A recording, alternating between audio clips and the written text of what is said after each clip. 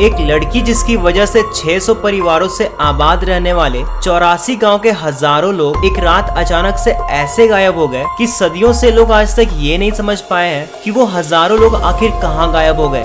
हम बात कर रहे हैं भारत में बसे कुलधरा गांव की, जहां आज भी ऐसे ऐसे राज दफन है कि इन्हें जानकर आप भी हैरान रह जाएंगे। इस गांव के आसपास में रहने वाले लोग तो ये कहते हैं कि रात के समय इस गांव में बच्चों के रोने और औरतों के चूड़ियों के खनकने की आवाजें सुनाई देती है और ऐसा लगता है जैसे औरतें और बच्चे घर के बाहर बैठकर गप्पे लड़ा रही हो। यहाँ घूमने आए लोग तो ये भी कहते हैं कि इस गांव में घूमने के बाद जब वो अपने कारों में गए तो कार के शीशों में उन्होंने छोटे बच्चों के पंजों के निशान को भी देखा है। और कई लोग तो ये भी कहते हैं कि इस वीरान गांव में घूमते समय उन्हें ऐसा महसूस होता है जैसे मानो उनके कंधों पर किसी ने हाथ रख दिया है। और इन्हीं विचित्र घटनाओं के वजह से इस गांव को भूतिया बताया जाता है। हालांकि इस बात का आज तक कोई ठोस सबूत नहीं मिल पाया है, मगर फिर भी 170 सालों से वीरान पड़े इस गांव को भारत की दूसरी सबसे भूतिया जगह मानी जाती है। पर वो लड़की आखिर थी कौन जिसकी वजह से एक हंसता खेलता गांव आज बिल्कुल वीरान सा पड़ा है। भूतों के गांव के नाम से कुलधरा गांव इतना विख्यात हो चुका है कि राज्य सरकार ने इसे घूमने का जगह घोषित कर दिया है, जहां शाम 4 बजे के बाद इसके अंदर लोग तो क्या,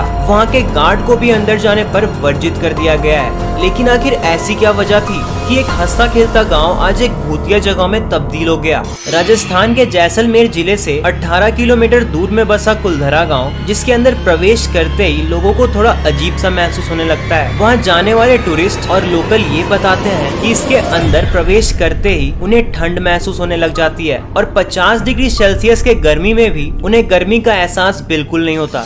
बताया जाता है कि कुलधरा गांव आज से करीब 200 साल पहले वीरान बिल्कुल नहीं था, बल्कि आसपास के 84 गांव पालीवाल ब्राह्मणों से भरा हुआ करता था। इतिहासकारों के मुताबिक पालीवाल ब्राह्मण बेहद ही उच्च श्रेणी के सच्चे ब्राह्मण हुआ करते थे और एक बेहद ही अच्छे किसान माने जाते थे और पढ़े लिखे ब्राह्मण के साथ साथ एक अच्छे वैज्ञानिक भी माने जाते थे, क्योंकि इन्होंने एक ऐसा तकनीक बनाया था कि बारिश का पानी रेत में गुम ना होकर एक खास गहराई पर जाकर जमा हो जाती थी। और इसी वजह से इस वीरान से रेगिस्तान में भी ये लोग फसल उगाने में सफल रहे और घर भी ऐसी जिसे आप सोच भी नहीं सकते, जो गर्मी में 45 डिग्री के तापमान में भी उन घरों में ठंडी हवाएं आती थी। लेकिन आखिर ऐसा क्या हुआ कि एक ही रात में हंसता खेलता गांव वीरान सा पड़ गया?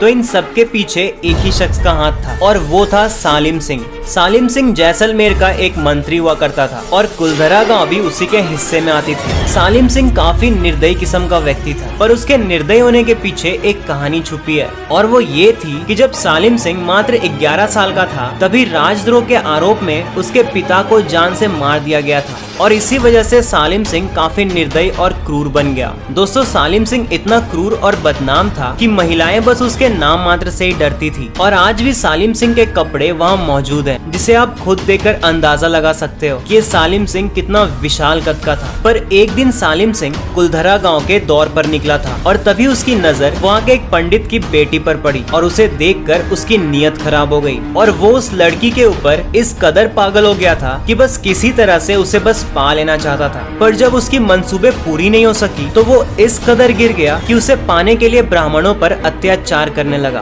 पर हद तो तब पार हो गई जब सत्ता के मद में चूर उस सालिम सिंह ने लड़की के घर संदेश भिजवा दिया कि यदि अगले पूर्णमासी तक उसे वो लड़की नहीं मिली तो वो उस गांव पर हमला करके उस लड़की को उठा ले जाएगा। और ये बात सुनकर सारे गांव वाले काफी परेशान हो गए कि आखिर अब किया क्या जाए। अब पूर्णमासी आने में ज्यादा समय भी नहीं था कि वो कुछ सोच सके। गांव के हर व्यक्ति अपने अपने सुझाव दे रहे थे, पर किसी का भी सुझाव काम में नहीं आया। और तभी अचानक से पंचायत की बैठक बुलाई गई और सभी गांव वाले मिलकर सुझाव खोजने में जुट गए। और इस समस्या को सुलझाने के लिए गांव वालों ने 3 सुझाव निकाले। पहला सुझाव ये था कि वो सारे गांव वाले मिलकर सालिम सिंह से लड़ाई करें, पर उनकी संख्या कम होने की वजह से उनका ये प्लान फेल हो गया। दूसरा सुझाव था पंडित और उसकी बेटी उस गांव को छोड़कर चली जाए, पर उन्हें एक बात तो मालूम था कि अगर वो ऐसा करेंगे तो सालिम सिंह अपना सारा गुस्सा उन गांव वालों पर उतारेगा। और तीसरा सुझाव था चुपचाप पूरे गांव को खाली कर देना और बस एक लड़की की इज्जत बचाने के लिए पूरा का पूरा गांव अपने सारे धन संपत्ति को छोड़कर और बस अपने जरूरत के सामान को लेकर उसी रात उस गांव को खाली करके वहां से रवाना हो गए। और जाते जाते वहां के लोगों ने उस गांव को श्राप दे दिया कि ये गांव अब कभी नहीं बसेगा और जो भी इस गांव में बसने की कोशिश करेगा वो मारा जाएगा।